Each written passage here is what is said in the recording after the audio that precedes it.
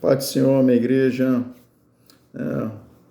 estou gravando esse vídeo porque eu percebi como alguns irmãos tão queridos que conseguiram seus trabalhos, né? Eu, como seu pastor, fico muito feliz, né?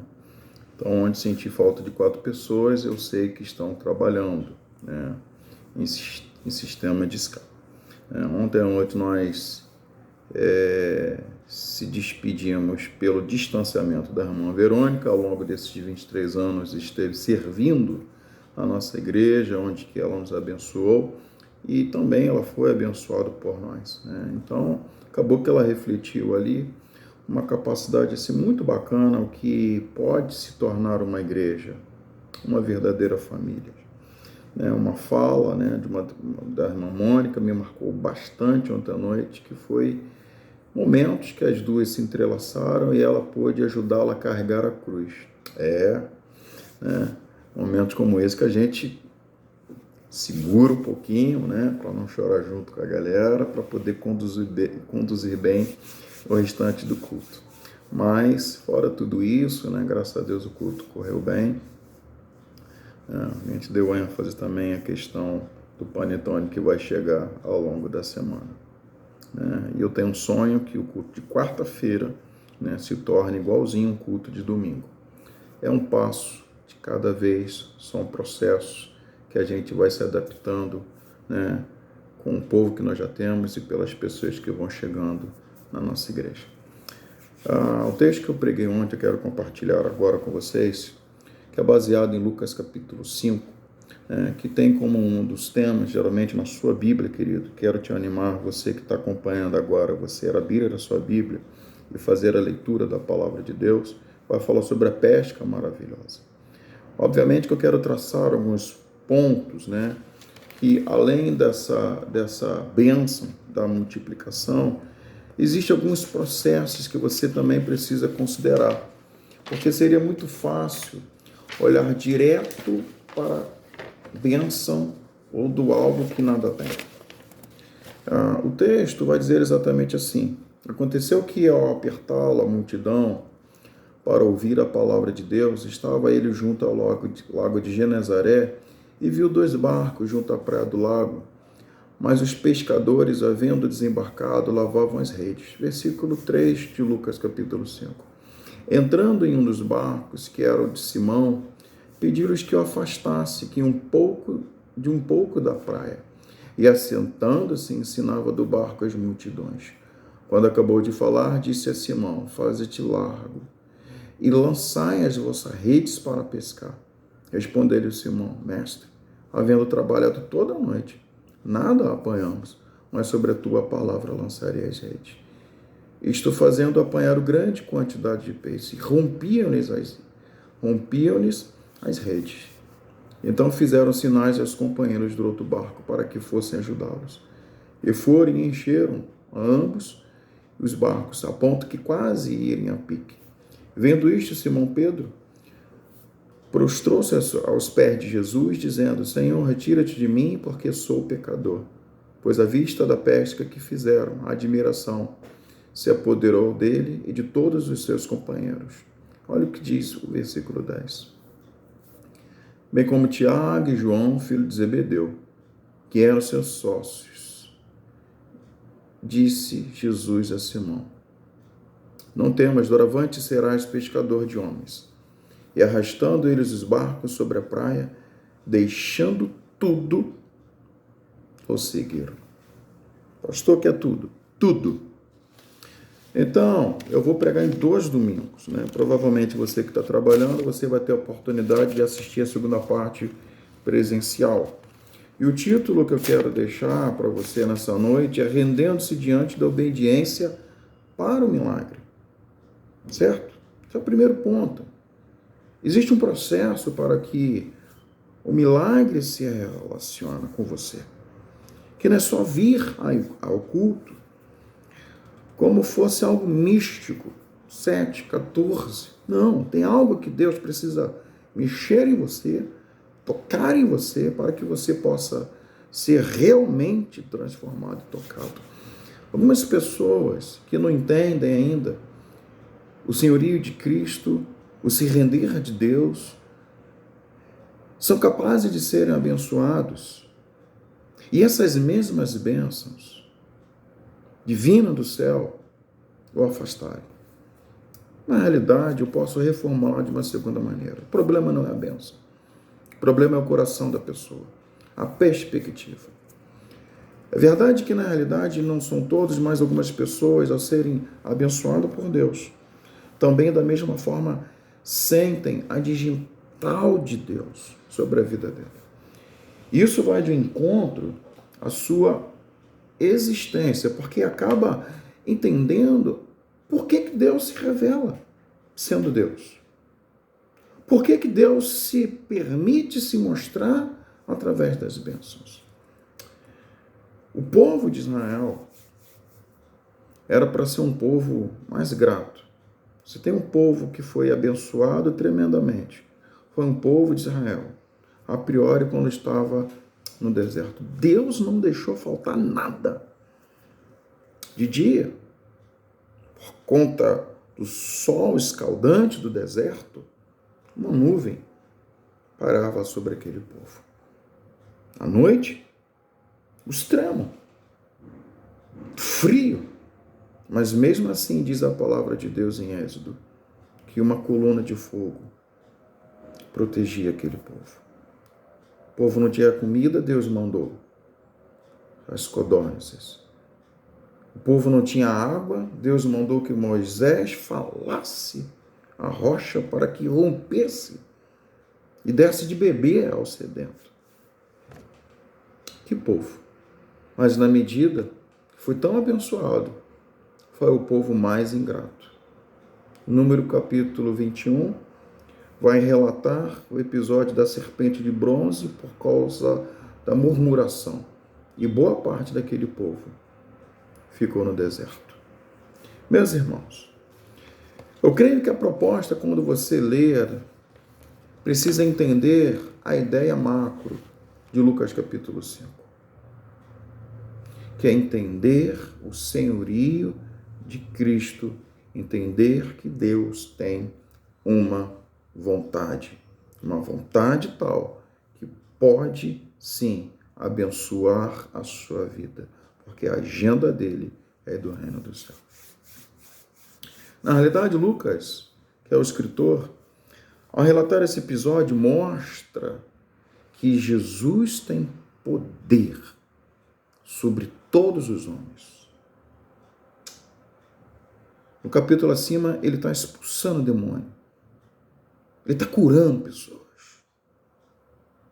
Mas logo embaixo, em Lucas 5, ele vai mostrar que ele tem poder sobre as águas. Ele conhece a mim e conhece você.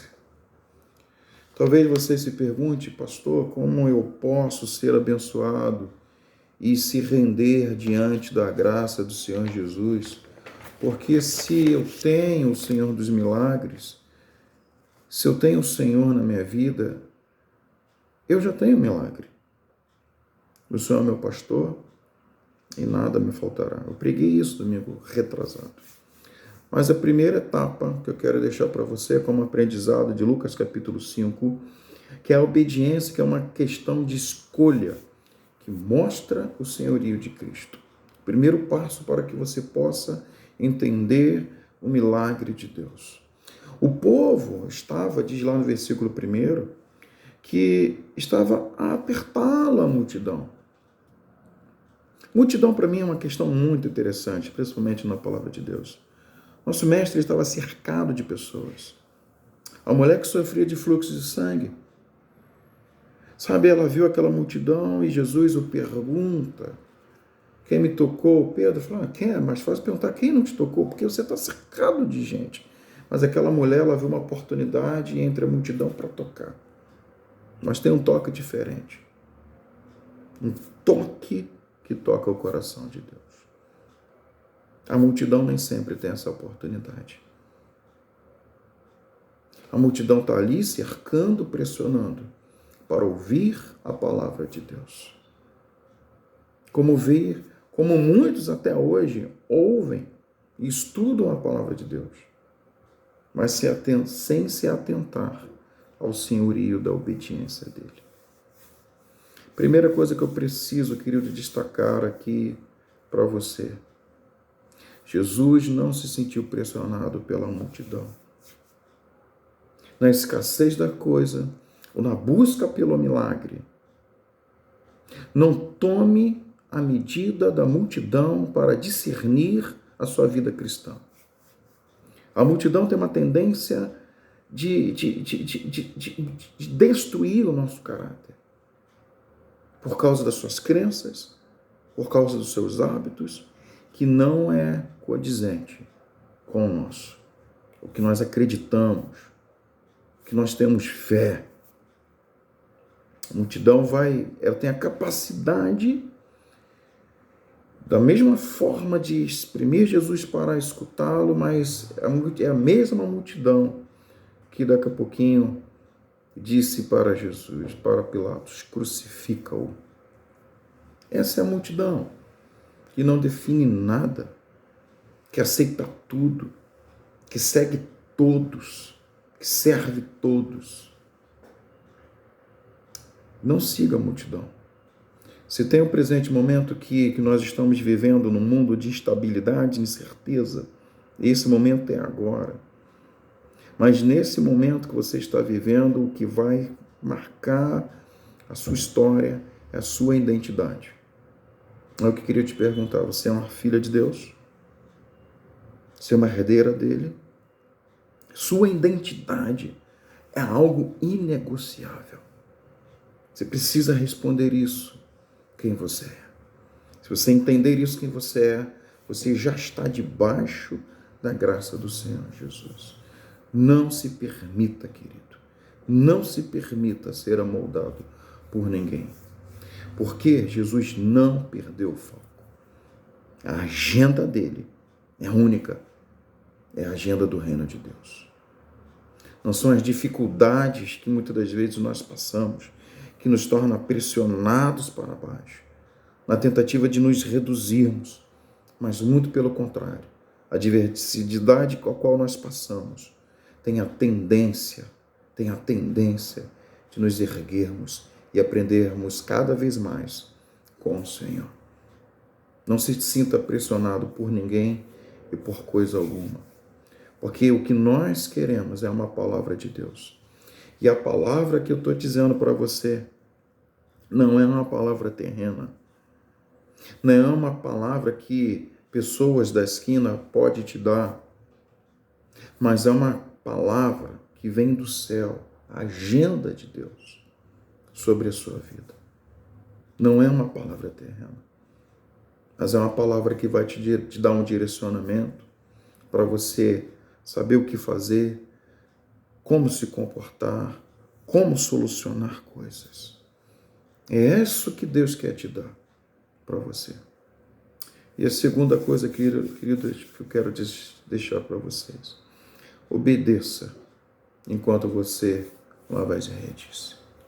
Enquanto Jesus está apertado ali pela multidão, que ouvia a palavra, ele vai para o lago de Genezaré, que era um rio muito próspero,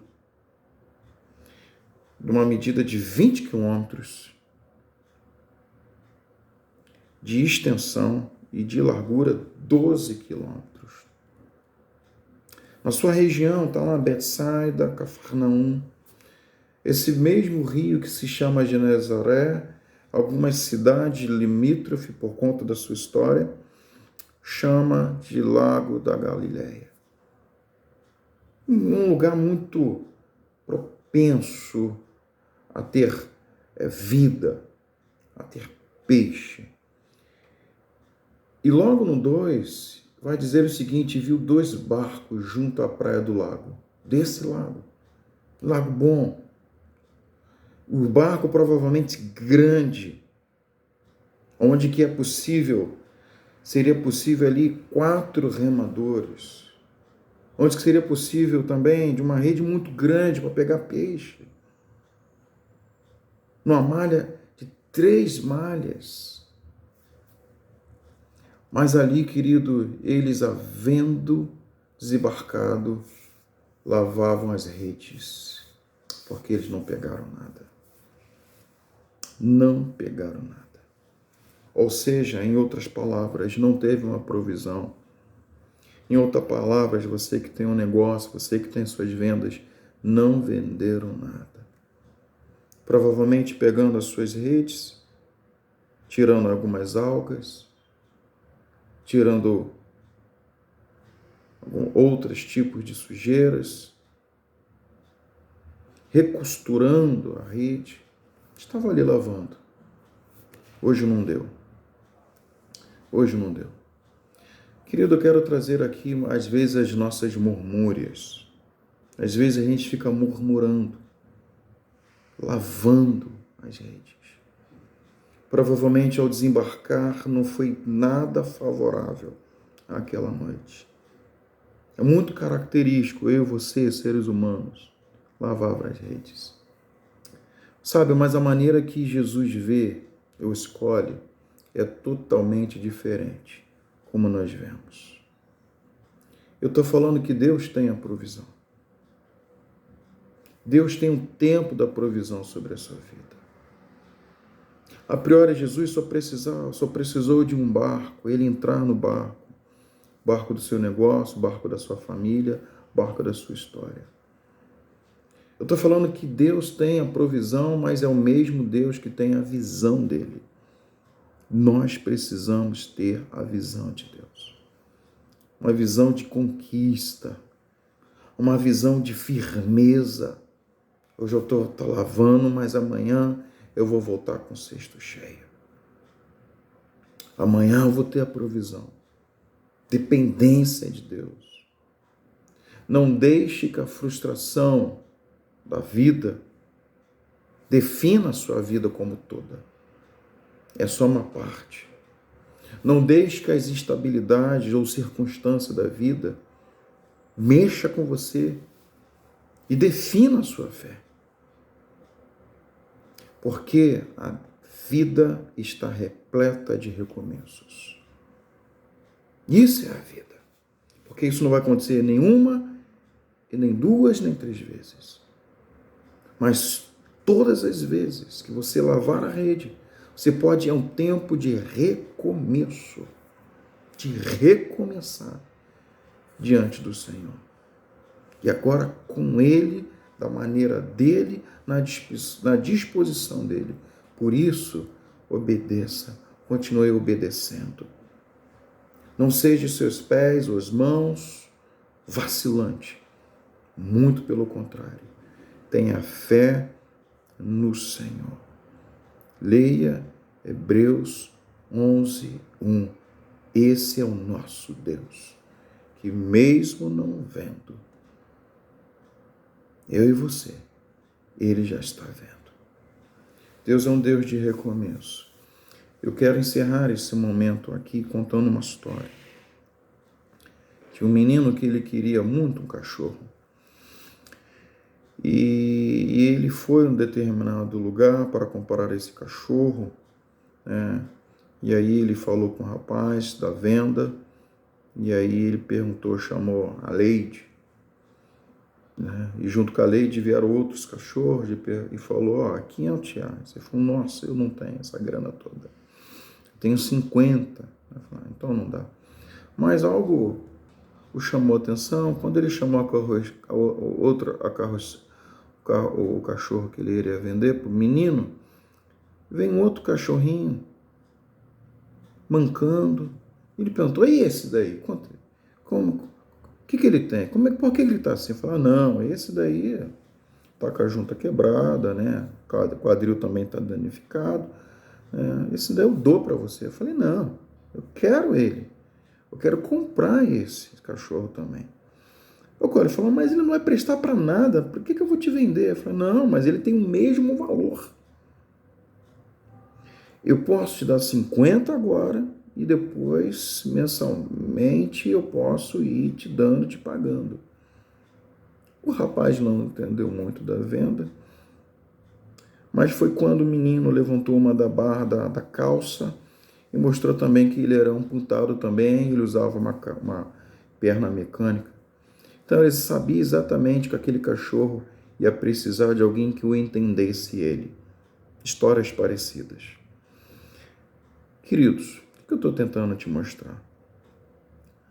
Diante da nossa fabilidade, diante dos nossos erros, diante das nossas injustiças que nos acometem na nossa história de vida, diante dos nossos pecados, Deus, sendo Deus e Santo, Ele nos acolhe para nos acertar e consertar.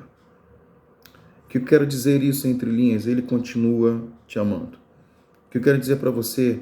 Ele não desistiu de você.